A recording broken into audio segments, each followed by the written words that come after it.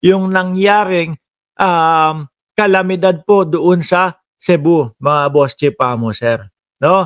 Hindi po natin ikinatutuwa na meron tayong mga kapwa Pilipino na dumadanas po o humaharap po sa pagsubok nung kalamidad o nung bagyo na si Tino, mga Boss Chief Amo, sir. Pero kailangan po nating i-discuss lang ho ito. No? Nung panahon ho, mga kababayan, nung bago magbagyo, bago mag-et cetera at kung ano-ano pa yung kalamidad o yung Tino, no?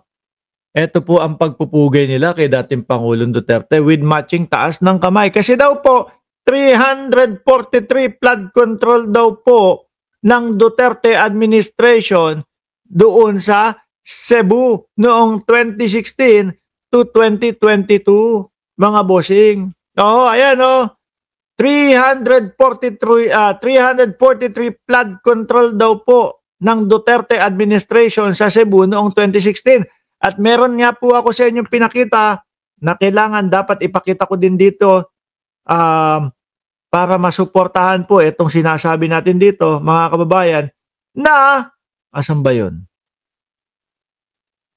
Na, noong 2019 daw po, mga bossing, nag-umpisa yung mga ganito. Yung mga flood control, Nino, Rocky, ito. Panoorin nyo po, no? Po ba ni Duterte? Ganun po ba hanggang ngayon? I think 2019. 2019. 2019? Yeah, 2019, yes. So, I mean, nung 2016, it was also your predecessor, Governor Gwen Garcia, who was sitting in... Ayan po ang nagsasalita po si Governor ng Cebu, si Barik 4 ho, mga bossing.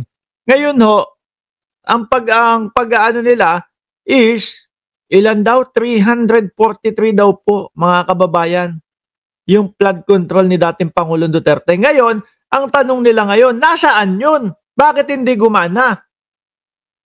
Bakit hindi nakatulong? Mga bossing, kapag mga flood control na mga ganyan, mga kababayan, syempre ho, hindi naman po, wala na, tapos na kasi ang termino ni dating Pangulong Duterte, kaya tapos na din yung mga flood control, hindi na ho gagana, hindi naman ho ganun yun. No? Iiwanan mo yan, tuloy-tuloy yan, aabot ng 40 hanggang 50 na taon bago mo i-repair o kung siguro meron mga mabilisan, pero aabot po at tatagal po yan. Hindi po ibig sabihin na kapag wala na, tapos na ang termino ni Rodrigo Duterte, tapos na din itong mga flood control. Hindi ho. Dapat ho gumana yan at dapat po nakatulong yan at panigurado dapat hindi umabot sa ganitong sitwasyon ito pong Cebu.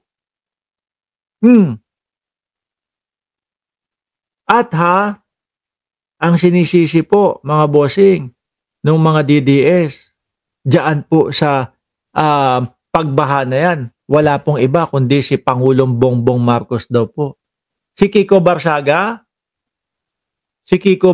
mga kababayan, na ang sinasabi wala daw dapat mga matay doon sa Cebu. Kung hindi daw po ninakaw ni Pangulong Bongbong Marcos at ni Martin Romualdez yung pera ng mga flood control. Yung bata ho na yon, lahat ng sinasabi, walang katibayan, walang maipakitang ebidensya. Lahat ho ng sinasabi, walang maipakitang ebidensya. Kaya ho, pati yung mga DDS, basang-basa siya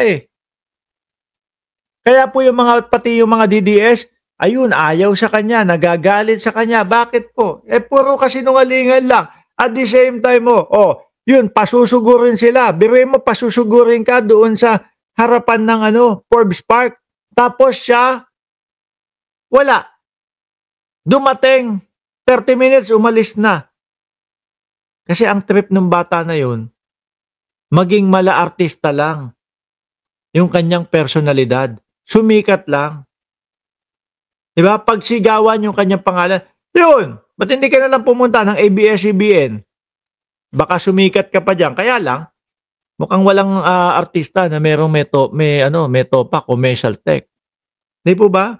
Yan, ibinibintang nila kay Pangulong Bongbong Marcos. Ngayon naman po, ayan, ang nakikita, ang sinasabi, 343 mga flood control sa Cebu, sa panahon ng dati Pangulong Duterte, di ba, Stream Boy? Oh, maglalaro daw ng video games pauwi. Oo. Biruin mo yun, mga kababayan. So, paano yan? Kaya po, meron ako ipapakita sa inyo, ha. Ito po sa lugar po ng Cebu nangyari ito. No? Kaya po yung mga kapwa natin Pilipino na nakatira ho sa Cebu, sa galit to, mga boss chief amo siya, pinagsisigawan si Sara Duterte. Ito, oh.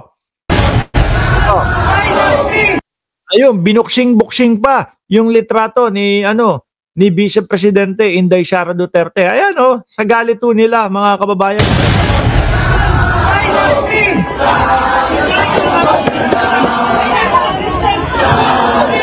Pakinggan nyo yung background na sinisigaw o kinakanta. Sara, Sara, magnanakaw. Silaw.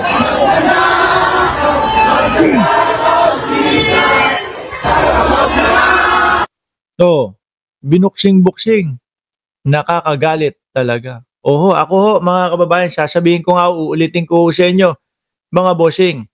Ano po, hindi ko po ikinatutuwa o ikinasasaya yung nangyari po sa mga kababayan natin diyan po sa Cebu, mga bossing, no?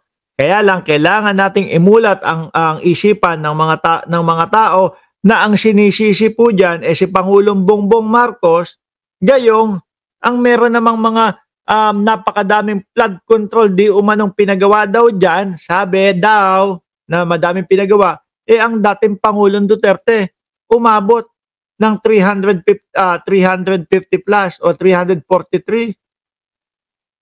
Aba, isip-isip, mga DDS, no? Kasi kagaganyan nyo, baka ang mangyari, hindi na kayo paniwalaan. Kagaganyan nyo, ang mangyari, lalong ilaglag yung mga Duterte. Di ba? Puro na lang propaganda. Sabi ni Odile noon, flash flood ang dumaan sa kanila. Sabi ni Mr. X, sana gumising na sa katotohanan ang mga Cebuano. Sabi ni Ma'am Neng Gigi, dapat magkaisa ang mga Cebuano dahil sa pagnanakaw na ginawa, ang laking problema dulot sa kanila, pati na rin ang ibang lugar sa Pilipinas. Correct ho. Music story, Sara Lustay, wala ka na.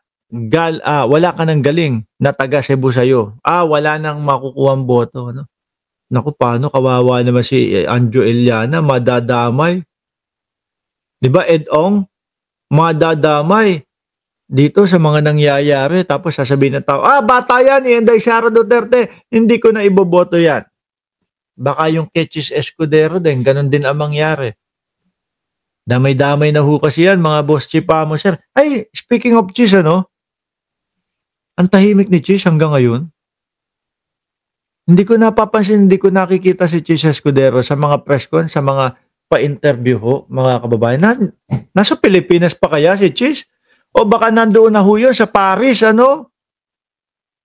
Baka nasa Paris na yun. Biruin,